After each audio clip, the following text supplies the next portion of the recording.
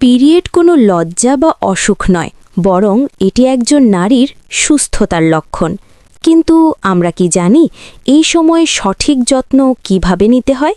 প্রথমত, প্রতি 4 থেকে 6 ঘন্টা অন্তর প্যাড পরিবর্তন করুন। দীর্ঘক্ষণ একই প্যাড ব্যবহারে ইনফেকশন হওয়ার ঝুঁকি থাকে। এই সময়ে শরীরে আয়রনের অভাব হতে পারে, তাই প্রচুর পানি পান করুন এবং শাকসবজি, ফলমূল ও আয়রন সমৃদ্ধ খাবার খান। খুব বেশি ব্যথা হলে হালকা গরম পানির সেঁক নিন। একেবারে শুয়ে না থেকে হালকা হাঁটাহাঁটি করলে রক্ত সঞ্চালন ভালো হয় এবং মেজাজ ফুরফুরে থাকে।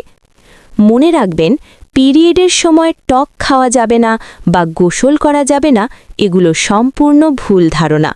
শরীর পরিষ্কার রাখা এবং পুষ্টিকর খাবার খাওয়া এই সময় সবচেয়ে জরুরি। পিরিয়ড নিয়ে লুকোছোপা না করে সচেতন হন। ভিডিওটি শেয়ার করে অন্য নারীদেরও জানতে সাহায্য করুন। সুস্থ থাকুন, পিরিয়ড নিয়ে কথা বলুন।